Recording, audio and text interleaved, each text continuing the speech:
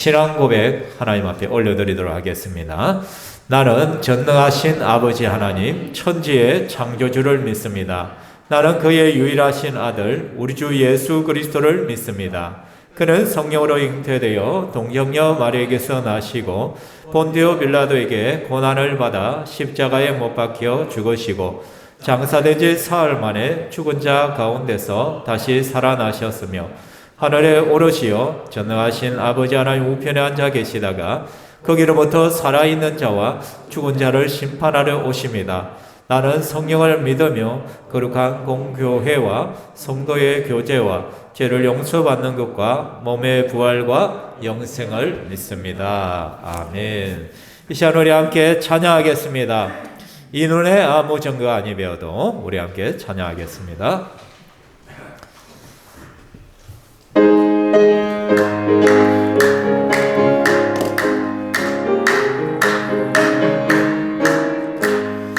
이 눈에 아무 증거 아니 배워도 믿음만을 가지고 손을 걸으며 이 귀에 아무 소리 아니 들려도 하나님의 약속 위에 소리라 걸어가세 믿음 위에 서서 나가세 의심 버리고 걸어가세 믿음 위에 서서 경각 위에 아무 이 눈에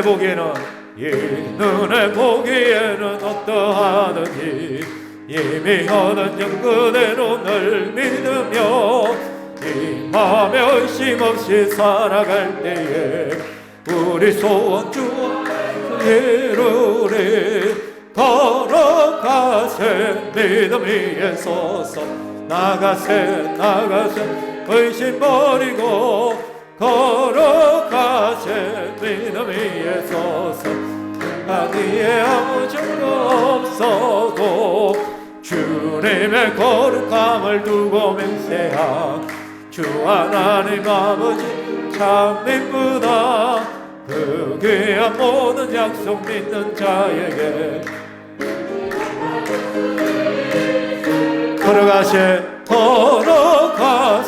믿음 위에 서서 나가세 의심 버리고 걸어가세 믿음 위에 서서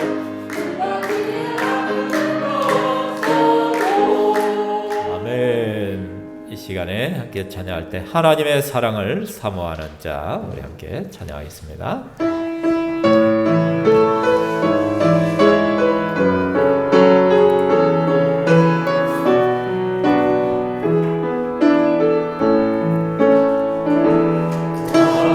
하나님의 사랑을 사모하는 자 하나님의 평화 바라보는 자 너의 모든 것 창조하신 우리 주님이 너를 얼마나 사랑하시는지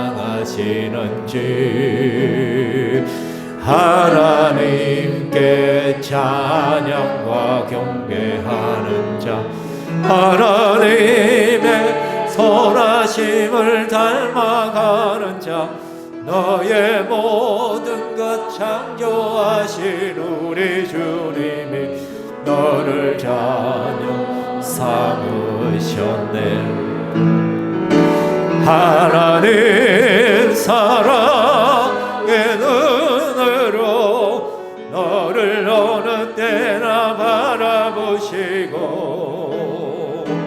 하나님 인자한 귀로서 언제나 너에게 기울이시니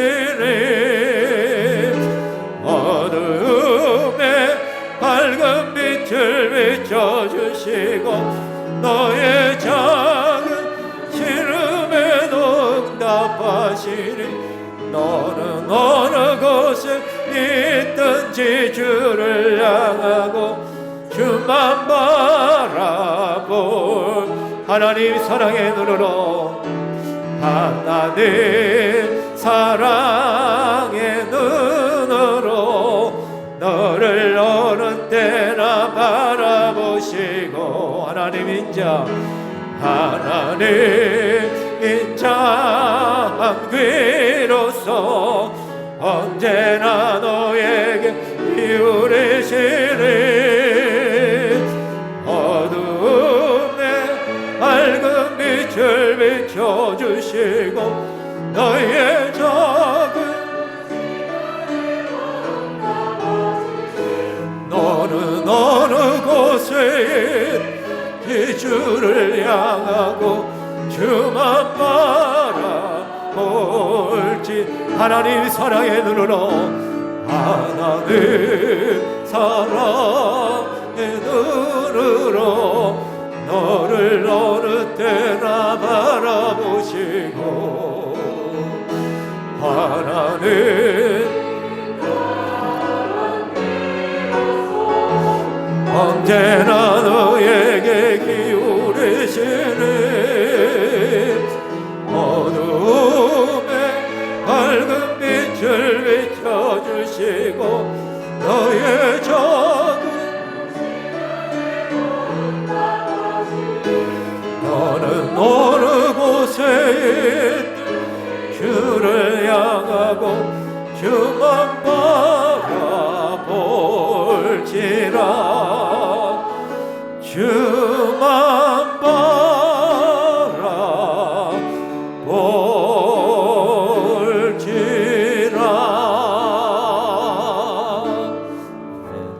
우리가 인생을 살아가다 보면 예기치 않은 일들이 있고 내 생애에 큰 위기를 만날 때도 있습니다. 그럴 때마다 우리 예수 믿는 사람들은 오직 피할 바위 되시고 피할 요새가 되시는 하나님 앞으로 나갈 수 있는 특권이 있죠.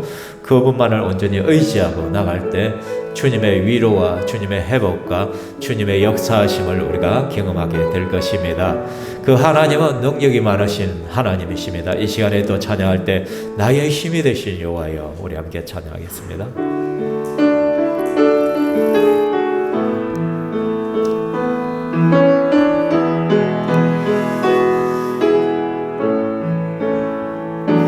나의 힘이 되신 여호와여 내가 주님을 사랑합니다. 주는 나의 반석이시며 나의 요새시라. 주는 나를 건지시는 나의 주 나의 하나님 나의 피할 바위시여 나의 맘 배지라 나의 하나님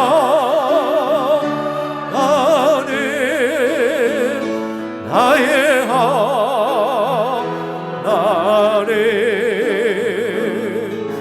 구원의 별이시여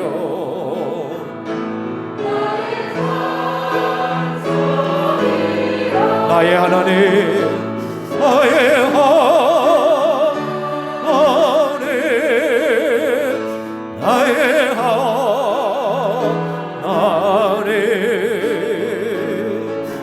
그는 나의 여호와 나의 구세주 나의 하나님 나의 하나님 나의 하나님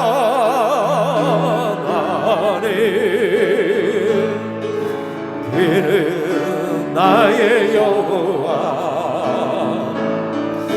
나의 구세 나의 생명이신 여호와여 나의 생명이신 여호와여 내가 주님을 찬양합니다. 주는 나의 사랑이시며 나의 의지시라. 주는 나를 이끄시어 주의 길 인도하시며 나의 생의 목자 되시니 내가 따르리라. 나의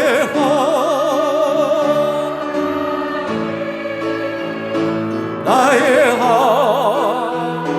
하나님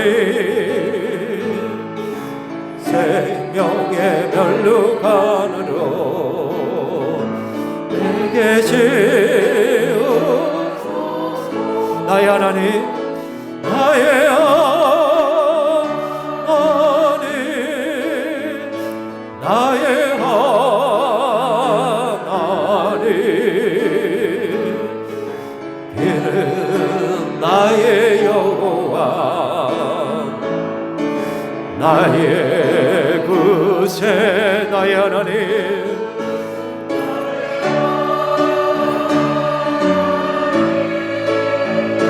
나의 하나님 그는 나의 여호와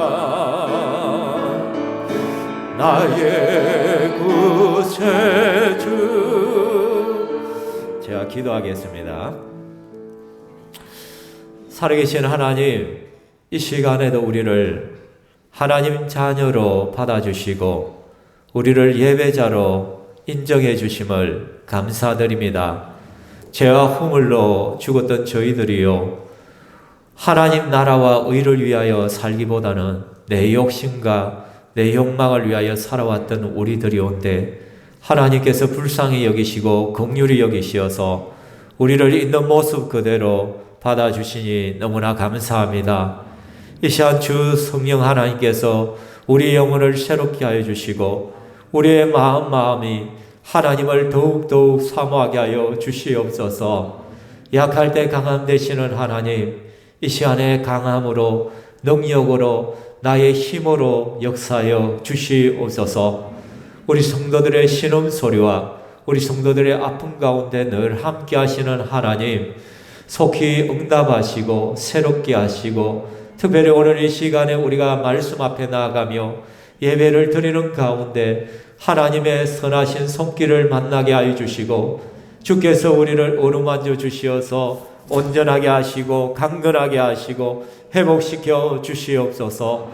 부족한 종이 주의 말씀을 들고습니다. 하나님께서 입술에 권세를 다해 주시고 하나님 말씀만이 바르게 증거될 수 있도록 이끌어 주시오며 우리 성도들 한 사람 한 사람마다 주의 말씀을 열린 마음으로 받게 하여 주시고 말씀 앞에 간절함을 가지게 하여 주시오며 그 말씀의 사모함 속에 성령의 역사들을 보게 하여 주시옵소서. 말씀의 믿음으로 반응할 수 있도록 인도하여 주시옵소서. 코로나로 인하여 많이 힘들어하는 성도들이 있사오니 우리 아버지 하나님께서 위로하여 주시고 속히 회복시켜 주시고 긍구하여 주시옵소서. 이 시간에도 영광 받으실 삼위 하나님을 찬양합니다. 찬양행대의 찬양도 받아주시옵소서. 감사드리옵고 예수님 이름으로 기도하옵나이다. 아멘.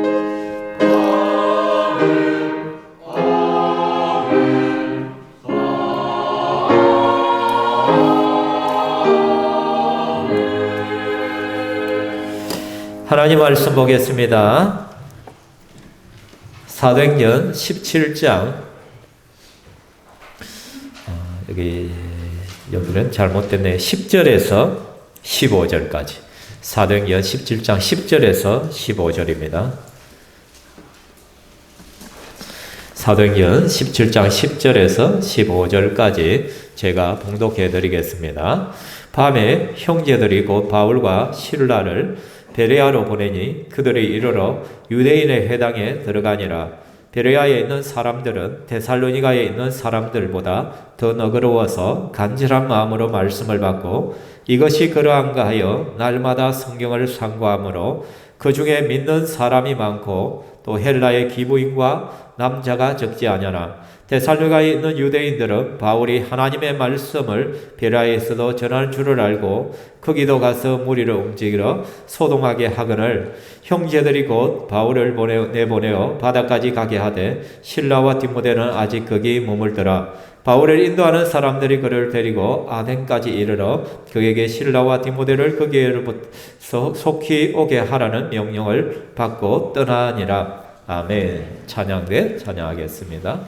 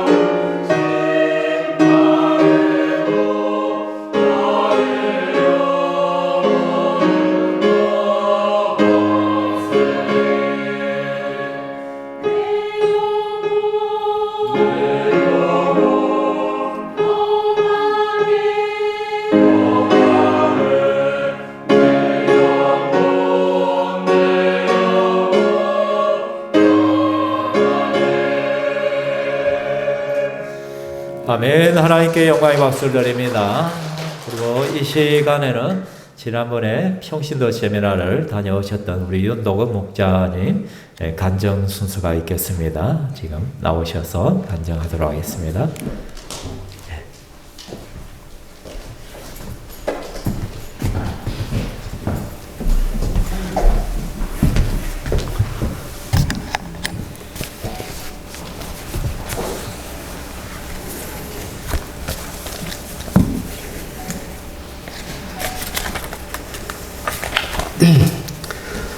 이 다이어리가 우리 호스팅 해주신 목장에 묵은 우리 부부를 안방을 내주신 분께서 선물로 주신 겁니다. 이쁘죠?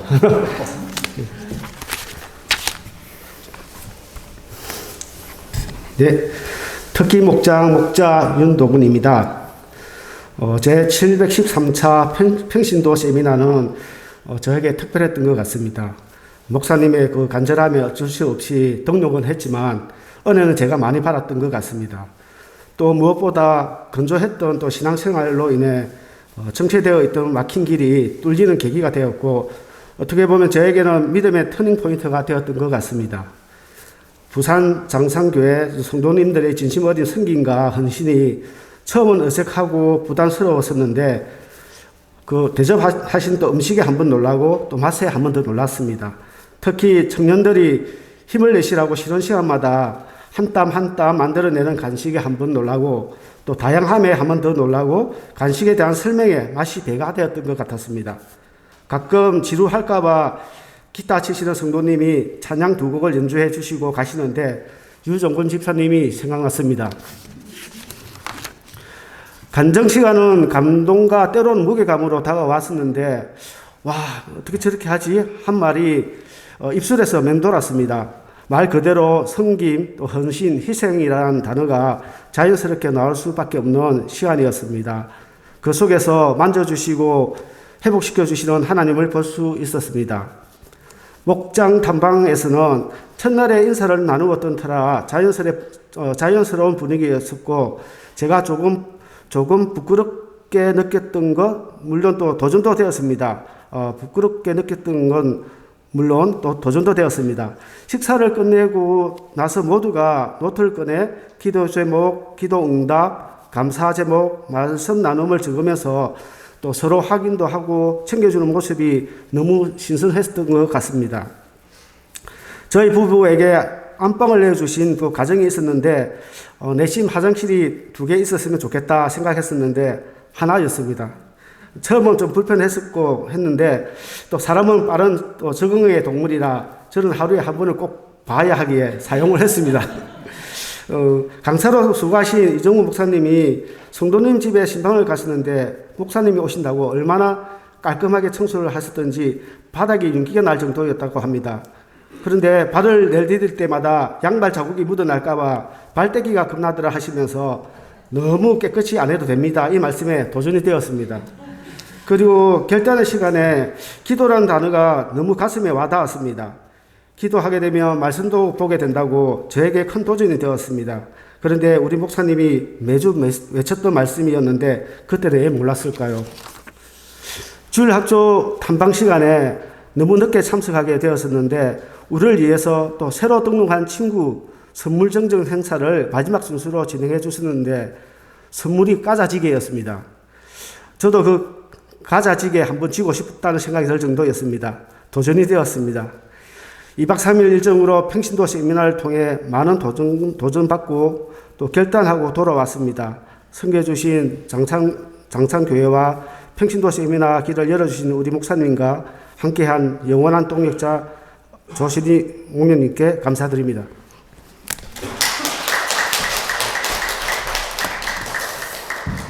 예, 감사합니다.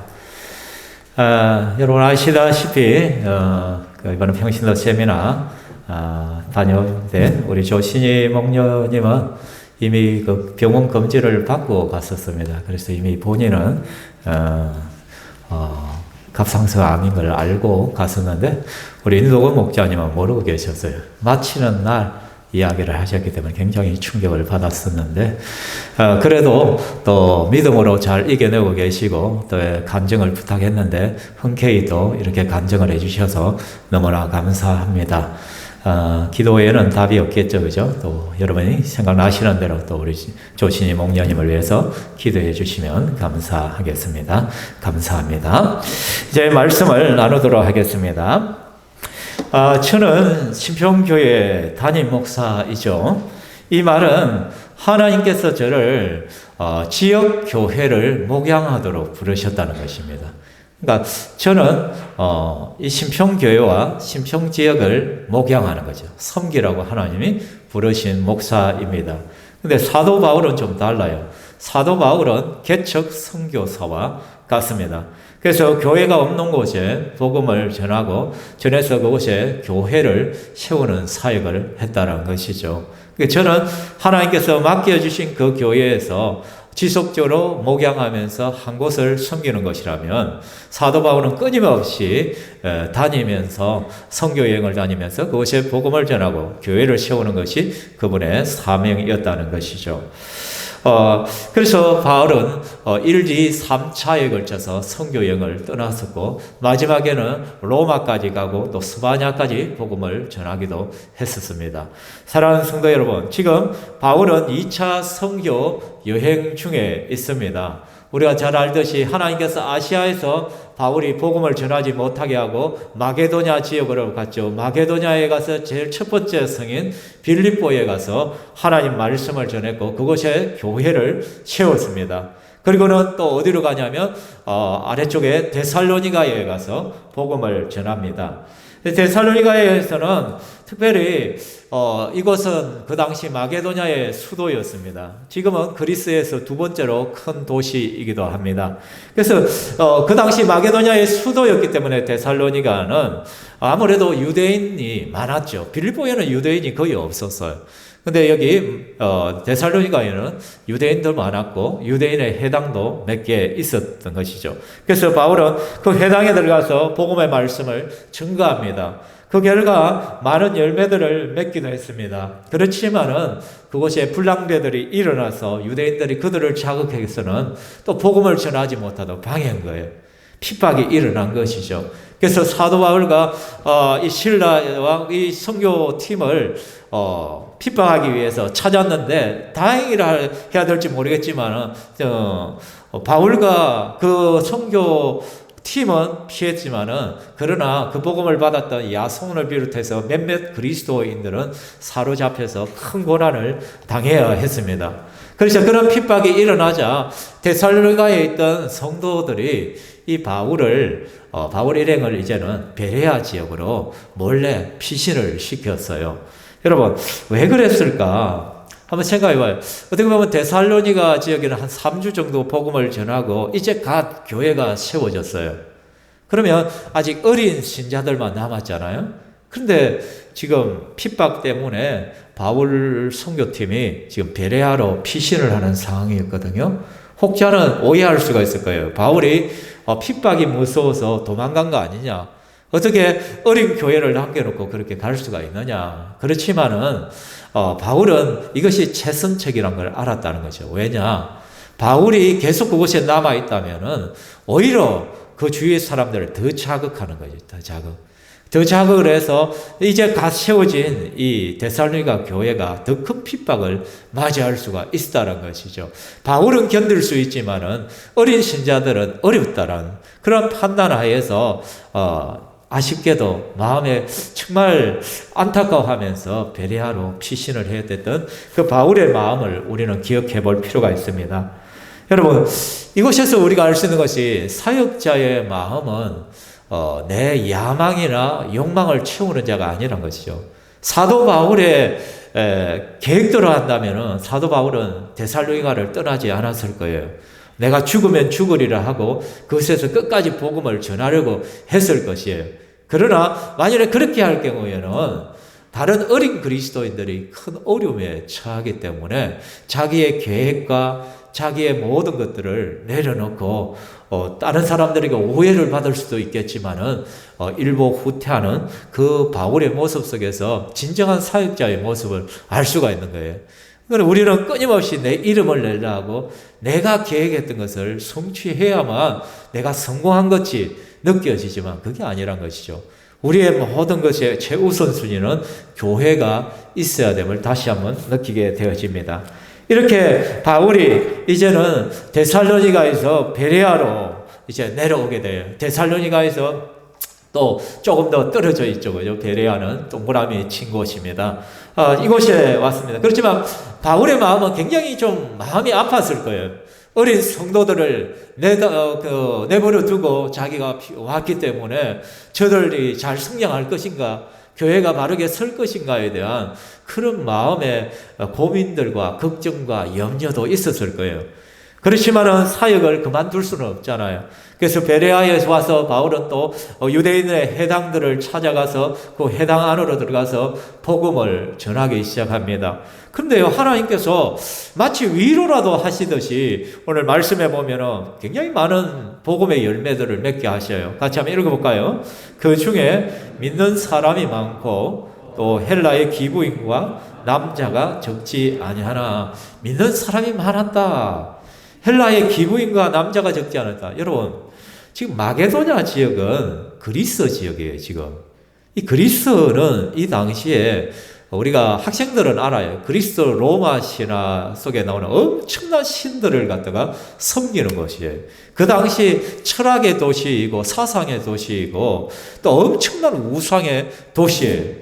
그 당시 가장 똑똑하다는 사람들이 누구냐 하면은 마게도냐 사람들이, 그리스 사람들이었단 말이에요. 그렇기 때문에 그들이 새로운 종교를 받아들인다는 것은 굉장히 어려운 문제예요. 쉽지 않은 문제란 말이에요. 자기들이 섬기는 신들이 얼마나 많은데, 그런데 그 신들을 내려놓고 예수를 나의 구주로 모신다는 것은 하나님의 기적과 같은 역사란 것이죠. 그래서 믿는 사람이 많았다. 또 헬라의 기부인들도, 그러니까 아주 권력층에 있는 사람들도 복음을 받아들였다는 것이죠. 그리고 남자들은 좀 거만하잖아요. 그 사람들 복음을 잘 안 받아들여요. 그런데 남자들도 복음을 상당히 많이 받아들였다고 말씀하고 있는 것이죠. 어떻게 이런 일들이 일어날 수 있느냐? 물론 가장 중요한 것은 하나님의 은혜죠. 하나님의 은혜. 하나님께서 그들의 마음문을 열어주셨으니까 그 베레아에 있는 사람들이 복음을 받아들이고 예수를 믿었겠죠. 뿐만 아니라 바울의 헌신이 있었겠죠. 정말 바울이 자기의 육신도 아랑곳하지 아니하고 최선을 다해서 복음의 말씀을 전개했을 거예요. 그런데 또 한 가지가 있어요.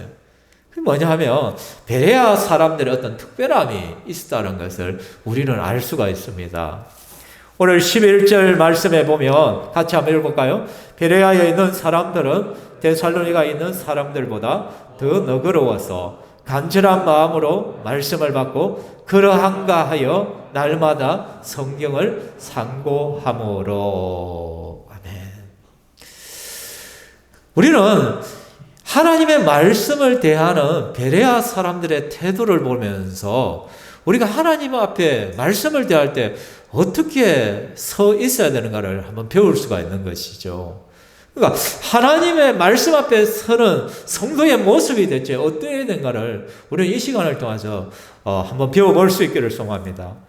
첫 번째, 하나님 말씀을 대하는 성도의 올바른 태도가 무엇일까? 그것은 같이 한번 읽어봅시다. 시작. 성도는 하나님 말씀 앞에 편견을 내려놓고 열린 마음을 지녀야 한다. 오늘 말씀해 보면 더 너그러웠다. 베레아에 있는 사람들은 데살로니가에 있는 사람들보다 더 너그럽다. 이전에 개혁한 걸반 성경에는 보면은 더 신사적이었다라고 말하는 거예요. 더 신사적이었다. 더 너그러웠다. 대체 무슨 말이냐? 헬라어는 보면 유게네스라는 단어를 쓰는데 혈통이 고귀하다. 여기에서 아까 말한 신사적이라는 단어를 이렇게 해석을 했을 거예요. 여기 또 지금 우리가 쓰는 성경에는 마음이 고상한, 여기에 또 좀 더 비중을 두고 너그러워졌다. 뭐 그렇게 번역을 했겠죠. 근데 이 말씀은 결국은 좋은 성품, 좋은 마음으로 준비되어 있다는 거예요. 하나님 말씀을 받을 때. 이걸 쉽게 말하면 편견이 없다는 거예요. 편견을 내려놨다는 거예요. 선입관을 내려놨다는 거예요. 이건 다른 말로 하면 열린 마음이다. 오픈 마인드다. 라고 말할 수가 있는 것이죠. 아까도 말씀드렸지만은 이건 그리스도 지역에 수많은 제우스를 비롯해서 아테네, 그 제우스 신도 있고요. 그 다음에 또 어떤 신들이 있어요. 포세이돈도 있고, 여러 여신도 있고, 남신도 있고, 막 그래요. 그 많은 신들을 섬기는 그 바로 그리스에서 그들이 새로운 예수란 신을 받아들이는 게 쉽겠어요? 자기들이 세계에서 가장 똑똑하다고 생각하는 사람들이 그리스 사람들인데, 여러분, 보통 복음을 전하다 보면은 참 어려운 사람들이 누구냐면 좀 많이 배웠다는 사람들이 보면요, 복음을 참 잘 안 받아들여요. 왜? 일종의 교만해가지고. 내가 니보다 많이 배웠는데, 내가 얼마나 내가 공부를 많이 했는데, 그런 쓸데없는 소리 하지 말라는 거예요. 요즘 젊은이들이 왜 복음을 받아들이지 않느냐?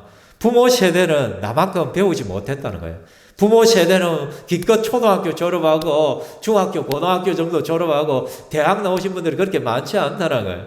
그런데 나는 지금 대학도 다니고 대학원도 다니고 배울 만큼 배웠다는 거예요. 배울 만큼 배운 나의 이성으로 생각할 때는 이런 것이 어디 있어? 다 지어낸 것이다. 종교는 허상이다.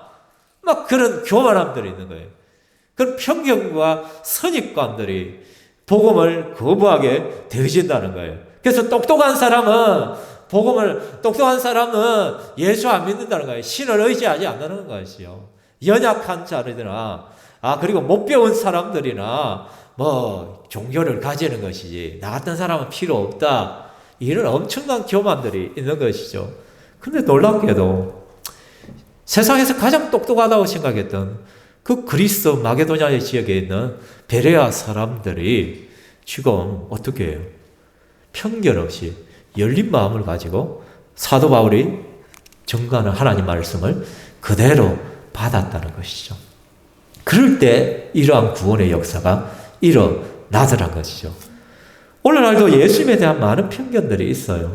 그 당시 예수님에 대한 편견은 이단의 개수라고 했죠. 유대인들이 우두머리다, 이단자다, 그리고 신성 모독자다, 그런 편견들을 가지고 있단 말이에요. 그리고 우리가 가지고 있는 예수에 대한 편견들이 뭐예요? 있었어요. 우리 대한민국에 사는 사람들은 유대인의 신이지 왜 우리가 그 이스라엘의 신을 우리가 믿어야 되냐는 거죠. 우리의 종교가 아니란 거죠. 서양 종교라 것이죠. 또 자신이 하나님의 아들이라 주장하다가 십자가에 처형된 죄수에 불과하다, 이러한 편견들을 가지고 있는 거예요. 이런 편견을 가지고는 예수 믿기가 참 어렵죠. 복음을 받아들이기를. 또 우리가 지금도 가지고 있는 편견 중에는 어떤 게 4대 성인 중에 한 사람이다. 예수라는 사람은 인간이란 것이죠. 신이 될 수가 없다. 또 요즘 보면 기독교에 대한 편견들이 많잖아요. 많은 종교 중에 그냥 하나지. 코로나의 원상지가 교회가 아니냐. 또 여러분 교회를 향해 참 많이 욕하는 거지. 교회가 세금을 안 낸다. 목사들이 세금 안 낸다고 막 욕들을 해요. 여러분 목사들이 세금 안 냅니까? 세금 낸 지가 언제부터 세금을 내기 시작했는데 벌써 세금 낸 지가 시작하면 몇 년이 됐는데도 불구하고 여전히 목사들은 세금도 안 내는 사람들이다. 그래서 자기 이득만 취하고 욕심만 취하는 사람이다. 그렇게 막 욕을 해요. 그죠? 그러니까 잘못된 지식, 잘못된 선입견들을 가지고 끊임없이 비방하고 복음을 받아들이지 않는 거란 거예요. 그래서 여러분, 우리가 하나님 말씀을 들을 때마다 열린 마음이 굉장히 중요해요. 이 시간에 여러분들이 하나님 말씀을 듣는데 여러분 속에 내려놔야 될 마음들이 또 뭐냐면, 에이 저거 전에 들었던 말씀인데 목사님 전에 말했던 거 또 하네? 에이고 뭐 설교거리가 그렇게 없나? 막 그런 또 선입관과 교만함을 가지고 있는 분들이 있어요. 이전에 어떤 분에게 그런 거예요. 에이 목사님 제가 교회 다닐 만큼 다녔어요. 내가 이제 목사님이 무슨 말 하면요 척해요. 뭐 이렇게 나오면 척척해요. 근데 제가 질문을 했어요. 이번 주에 뭐 했던가요? 모르겠는데요. 척척한다면서도 모르겠다는 거. 뭐 자기가 안다라고 생각하는 그 말씀을 그 따위로 받으니까 어떻게 말씀이 내 안에 들어올 수 있겠냐는 거죠. 여러분, 소나기가 내릴 때, 우박이 쏟아지고 막 그럴 때, 장독대가 뚜껑이 다 닫혀 있어 봐요. 아무리 비가 내려도, 엄청난 비가 쏟아져도, 항아리에 물은 하나도 받을 수가 없단 말이에요. 우리가 이 선입관이란, 편견이란 그 뚜껑을 열지 않으면 하나님 말씀이 우리 속에 들어오지 않아요. 근데 베레아 사람들은 그러했더란 것이요. 마음을 열리고 편견 없이 말씀을 받더란 것이죠. 물론 데살로니가 사람들도 그랬어요. 근데 더욱 더 그러했더란 거예요. 더욱 더. 그죠? 그게 정도의 차이가 있는 거예요. 이 시간에도 여러분들 말씀을 듣는데 여러분이 나름대로는 마음을 문을 열어요. 편견을 내려놔요. 그런데 그 정도의 차이가 다 달라요. 어떤 분들은 정말 활짝 열린 마음으로 말씀을 받고 어떤 사람은 조금 열어놓고 자기가 듣고 싶은 것만 탁 듣는 거라. 분명히 차이 나겠죠. 그죠? 두 번째로 하나님 말씀을 대하는 성도의 올바른 태도가 뭐냐. 같이 읽겠습니다. 시작. 성도는 간절한 마음으로 하나님 말씀을 받아야 합니다. 간절한 마음으로 말씀을 받고라고 했습니다. 간절한 마음이 뭐예요? 헬라 원어적으로 보니까 모든 열심, 열정으로 그렇게 돼 있더라고요. 그러니까 모든 열심을 다해서, 모든 열정을 다해서, 나의 모든 장기들, 눈, 코, 입, 손, 발, 모든 것들 다 동원해서 열정적으로 하나님 말씀을 받았다는 것이에요. 그래서 여러분이, 열정적으로 말씀을 받는다는 배고픔이 있는 거예요. 배고픈 마음으로 말씀을 받고자 한다는 것이죠. 여러분은 그렇게 하고 계십니까? 많은 사람들이 그렇지 않더란 것이죠. 그래서 예수님이 뭐라고 말씀하냐면은, 사람이 떡으로만 살 것이 아니요 하나님의 입으로부터 나오는 모든 말씀으로 살 것이니라 라고 말씀을 합니다. 사단 마귀가 금식하신 예수님에게 나와서 이 돌덩이를 변화시켜서 떡덩이가 되게 해서 배고픔을 면하라 하잖아요. 이거 먹고 배고픔을 면하게. 하나님의 아들이 굶으면 되겠냐? 야, 먹는 것이 중요해. 이것을 변화시켜서 너 배고픔을 해결해. 그때 예수님은 사람이 떡으로만 사는 것이 아니다. 하나님의 입으로부터 나오는 모든 말씀으로 살아야 된다. 육신의 음식을 먹고 살아야 되겠죠. 근데 영은 영의 양식을 먹고 살아야 되는 거예요. 영의 양식이 뭐냐? 하나님의 말씀이란 말이에요. 근데 많은 사람들이 육신의 배고픔을 위해서는 삼시세끼 꼬박꼬박 다 챙겨 먹어. 맛집도 찾아가서 다 드시고 먹고 다 하면서 내 영의 양식을 위해서는, 영혼을 위해서는 하나님 말씀을 거부한다는, 말씀을 가까이 하지 않는다는 거죠. 우리 속에 간절함이 없더란 것이에요. 말씀을 들을 때 정말 간절한 마음으로, 기대하는 마음으로 영적 배고픔을 가지고 우리는 들어야만 한다는 것이죠. 제가 자주 이야기를 하잖아요. 영어에 보면 듣다라는 단어는 두 단어가 있다 했잖아요. hear라는 단어가 있어요. 이거는 듣다, 말 그대로 소리를 인식하는 거예요. 그냥 내 귀로 들려지는 모든 소리를 듣는 것을 히어링 한다는 것이, 그죠? 그래, listen to라는 단어는 뭐예요? listening 한다는 것은 주의 깊게 집중하여서 듣는다는 것이죠. 귀를 쫑긋 세워서 경청한다는 게 경청한다는 거. 우리가 하나님 말씀을 들을 때는 어떻게 히어링이 아니라 리스닝을 해야 된다는 것이죠. 스쳐 지나가는 말씀이 아니라 정말 주의하여 집중하여서 하나님 말씀을 들어야 된다는 것이죠. 베레아 사람들이 이렇게 했다는 거예요. 그렇게 하니까 복음의 역사가 일어나는 거예요. 왜? 믿음은 들음에서 나는 것이고 들음은 하나님의 말씀으로 말미암기 때문에 억지로라도 말씀을 들으려고 해야 된다는 거예요. 힘들다고 어렵다고 바쁘다고 이 핑계 저 핑계 된다면 안 돼요. 계속적으로 하나님의 말씀을 기대감을 가지고 들어야 되는 것이죠. 오늘 이 시간 하나님 말씀을 듣는 여러분의 태도는 두 가지로 나타났어요. 어떤 부류들은 정말 귀를 쫑긋 듣고 하나님 말씀을 들으라고 정말 노력하고 애쓰는 기다하는 마음을 가지고, 또 어떤 부류들은 뭐예요? 들으려 하지 않은 거예요. 딴짓을 하는 것이죠. 다른 생각들을 하고 근성으로 듣는 것이죠. 이런 모습이 우리의 모습이 될 수가 있단 말이에요. 요한계시록에 보면 하나님께서 아시아 7교회에 편지를 쓰면서 꼭 말씀하는 것이잖아요. 귀 있는 자는 성령이 교회들에게 하시는 말씀을 들을지어다 라고 말하잖아요. 여러분, 어떤 자가 들으라고요? 귀 있는 자는 성령이 교회들에게 하시는 말씀을 들을지어다. 세상 귀 없는 사람이 어디 있어요? 그럼 이게 뭐예요? 성경이 잘못 기록된 거예요?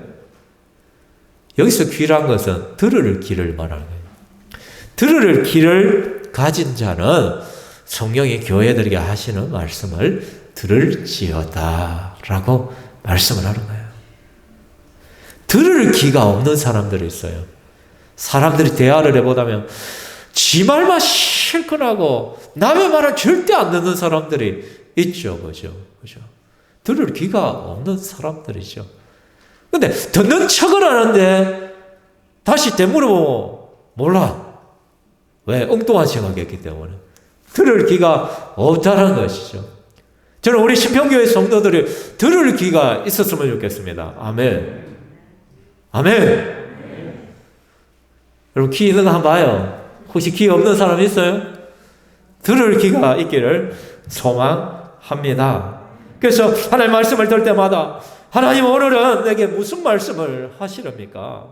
하나님께서 말씀을 들려주십시오. 내가 한번 순종해 보겠습니다. 예수님, 내가 목마릅니다. 말씀에 목마릅니다. 생수의 말씀으로 나를 시원케 해주십시오. 그러한 열정들이 우리 속에 있기를 주의 이름으로 축원합니다. 마지막으로 하나님 말씀을 대하는 성도의 올바른 태도는요. 같이 읽어가요. 시작.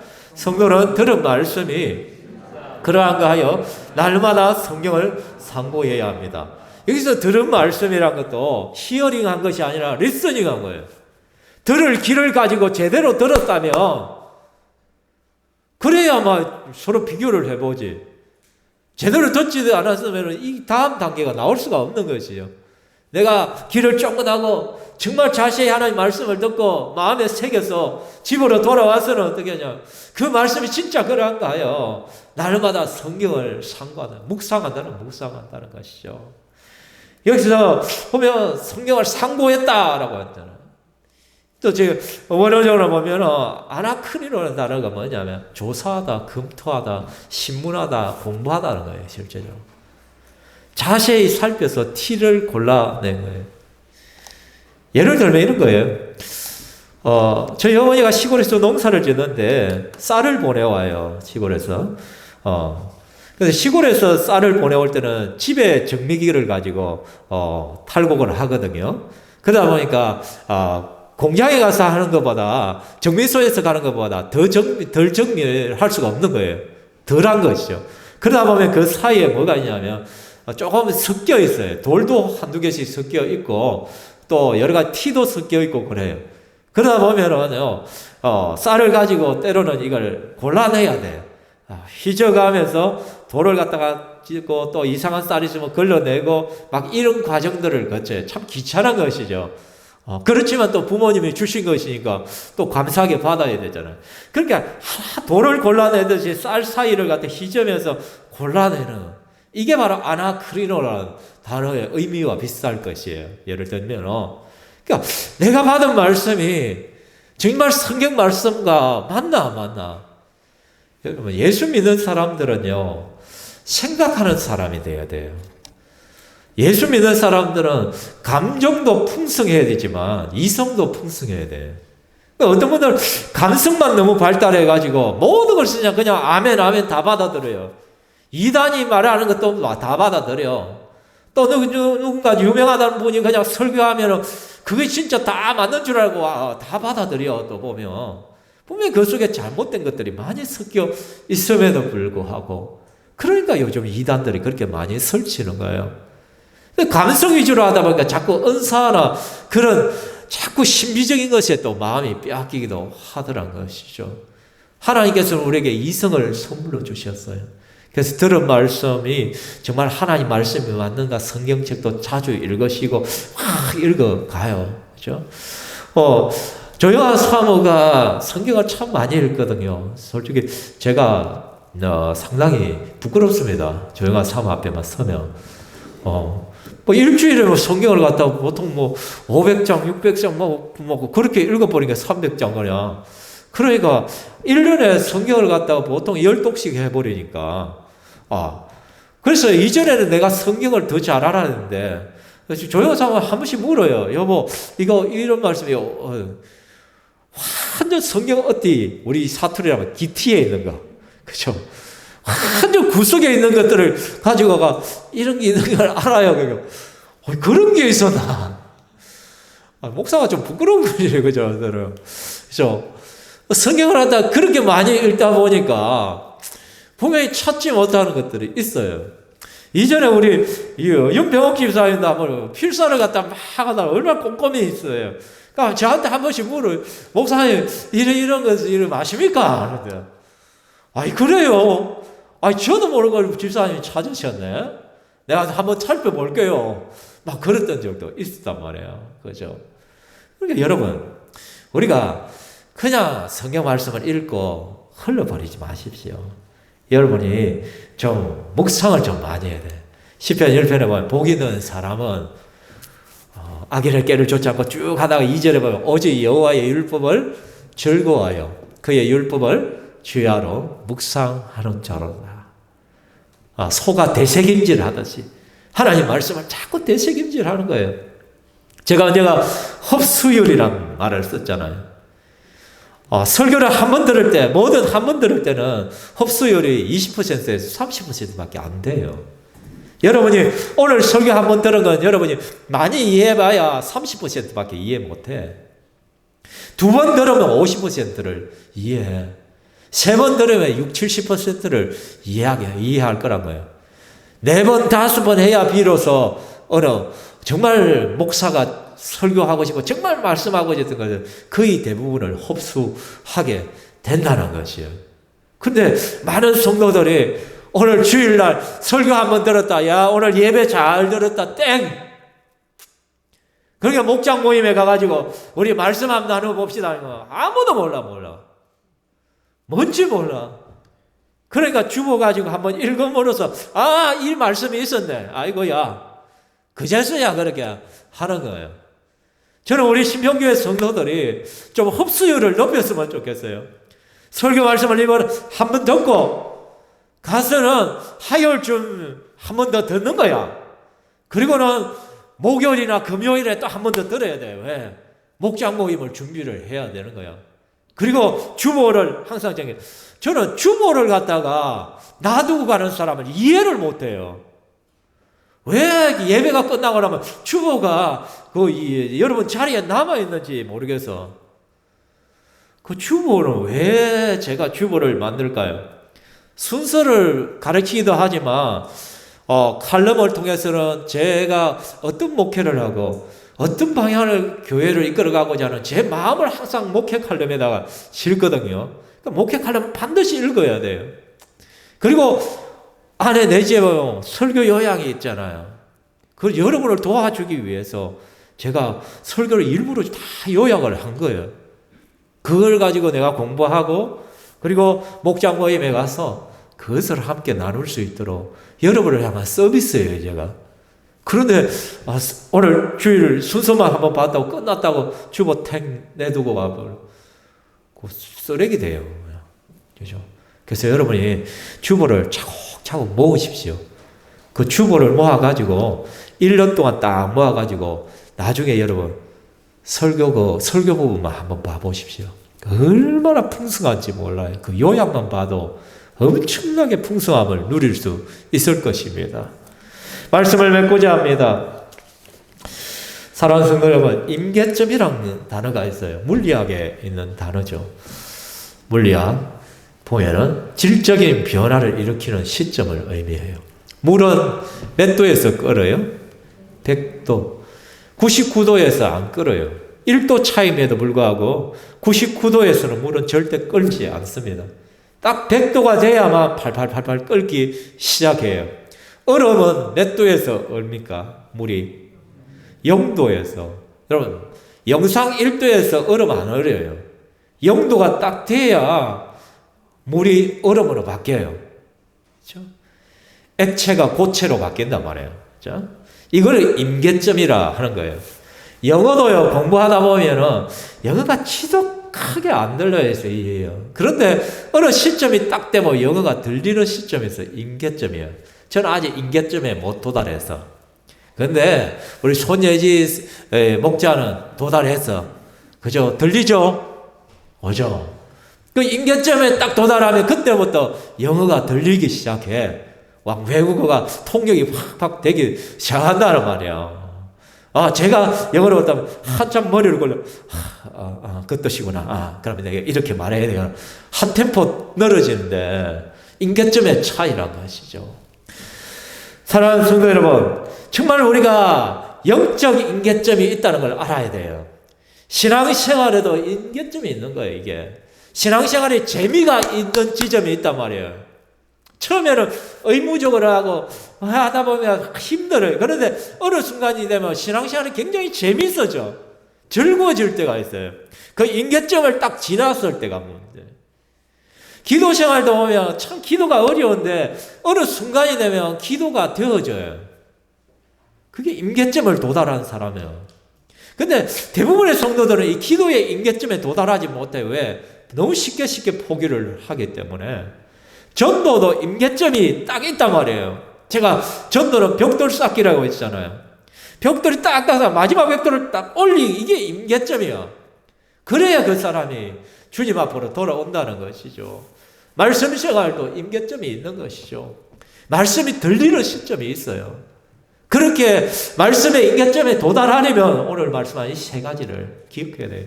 편견을 내려놓고 열린 마음으로 항상 말씀을 받으십시오. 간절한 마음을 가지고 하나님 말씀을 받으시길 바랍니다.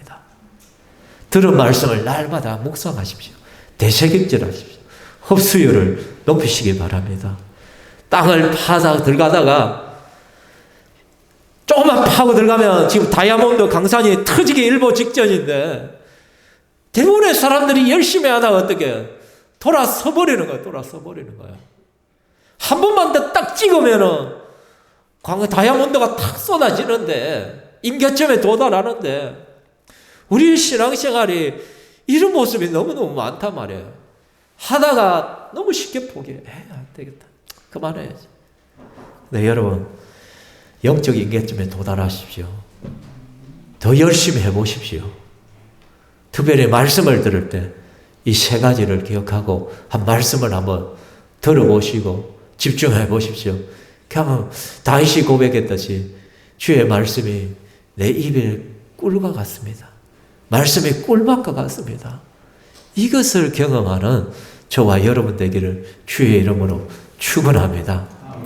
이 시간 우리가 함께 기도했으면 좋겠습니다. 기도할 때 여러분 말씀의 임계점에 도달하려면 세 가지가 있다 했죠. 하나님 말씀을 듣는 바른 태도 세 가지, 하나님 내 속에 있는 편견과 그런 모든 것들을 내려놓고 교만도 내려놓고 열린 마음을 가지고 하나님 말씀을 듣게 하여 주옵소서. 오늘도 내게 말씀하시는 주의 음성을 듣게 하여 주옵소서. 간절한 마음으로 하나님 말씀을 듣게 하시고 들은 말씀을 날마다 묵상하고 되새김질하고 흡수율을 높여가는, 그래서 하나님 말씀이 기쁨이 되고 즐거움이 되고 말씀이 위로가 되고 말씀이 힘이 되어지고 말씀의 열매들을 맺어가는 그런 신앙인이 될 수 있기를 다 같이 함께 기도하겠습니다. 살아계신 하나님, 이 시간 우리가 하나님 앞에 나아갑니다. 하나님 말씀을 받을 때마다 우리가 영적 임계점에 도달하기를 원합니다. 내 안에 있는 모든 편견들을, 교만들을 내려놓기를 원합니다. 열린 마음을 가지고 하나님 앞에 설 수 있기를 원합니다. 어떤 말씀을 하시든지 그 말씀을 믿음으로 받을 준비가 되어 있는 저희들 되게 하여 주시옵소서. 간절한 마음을 허락하여 주시옵소서. 그냥 하나님 아무 생각 없이 말씀을 받는 것이 아니라 집중하게 하여 주시옵소서. 배고픈 마음을 가지고 하나님 말씀 앞에 서게 하시고 또 들은 말씀을 날마다 묵상하며 되새김질해 나갈 수 있기를 원하오니 성령에서부터 시고 인도하여 주시고 또 하나님 말씀의 흡수율들을 계속해서 높여나가서 말씀이 들려지는 단계가 되게 하시고 말씀의 놀라운 은혜들을 체험하고 경험하는 자들이 다 될 수 있도록 주여 인도하여 주시옵소서. 이 시간 우리가 함께 찬양하겠습니다. 달고 묘한 그 말씀 찬양합시다.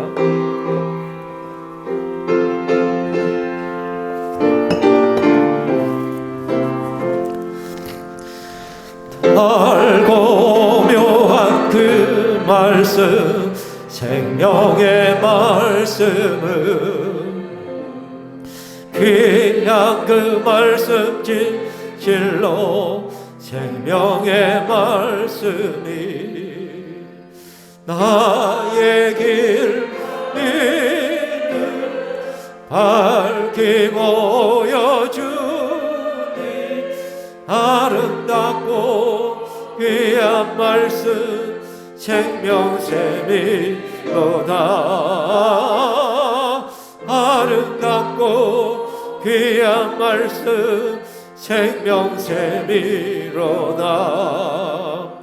귀한 주님의 말씀은 내 노래 되도다. 모든 사람을 살리는 생명의 말씀을 값도 없이 받아 생명 길가니 아름답고 귀한 말씀 생명샘이로다. 아름답고 생명샘이로다. 널리 울려 퍼지는 생명의 말씀을 마음의 용서와 평안을 골고루 주나니 다만 예수 말씀 듣고 복을 아름답고 귀한 말씀 생명샘이로다. 아름답고 생명샘이로다. 아멘. 하나님, 이 시간 하나님 말씀을 대하는 베레아 사람들의 태도를 살펴보았습니다. 그들은 하나님 말씀을 받을 때 열린 마음을 가지고 그들의 마음을 활짝 열고 말씀을 받았습니다. 가지고 있던 모든 편견과 교만들을 내려놓을 때 비로소 주의 말씀이 들려지는 역사들을 경험했습니다. 또한 그들은 간절한 마음을 가지고 하나님 말씀을 들었기 때문에 생명의 말씀이 자신들의 말씀으로 다가왔음을 봅니다. 또한 하나님, 그들은 들은 말씀을 그냥 흘려보내는 것이 아니라 그 말씀이 과연 그러한가 하여서 하나님 말씀을 펼쳐놓고 또 말씀을 연구하고 그 속에서 말씀에 깊이 있는 주의 음성과 깊이를 체험할 수 있는 은혜들을 누렸음을 봅니다. 우리 신평교회 성도들이 그러하기를 원합니다. 하나님 말씀에 대한 사모함이 있고 간절함이 있게 하시고 하나님 흡수율이 더욱더 높아질 수 있도록 계속해서 반복적으로 그 말씀을 듣고 묵상하는 성도들 되게 하여 주시옵소서.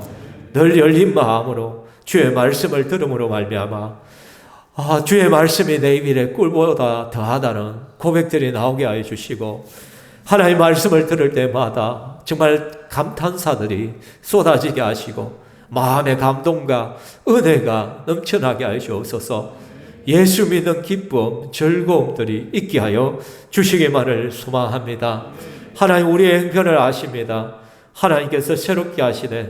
특별히 우리 조신이 목녀 기억하여 주시고 연약한 부위들마다 어루만져 주시고 하나님의 은혜로 속히 회복되게 하시되 좋은 의사를 만나며 좋은 병원을 만날 수 있도록 하나님께서 그 합당한 길로 인도하여 주시고 하나님 주시는 지혜를 따라 그 모든 것을 선택하여 나갈 수 있도록 역사하여 주시기만을 원합니다.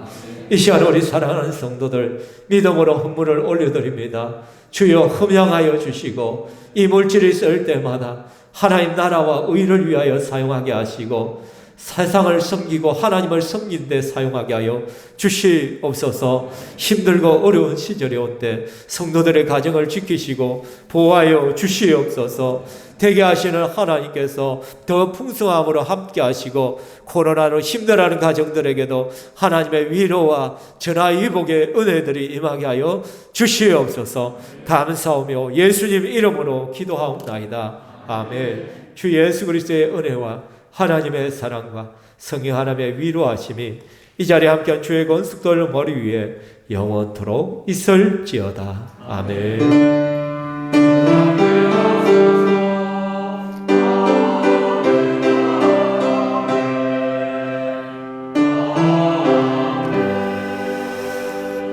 아멘. 하나님께 영광의 박수를 드리겠습니다.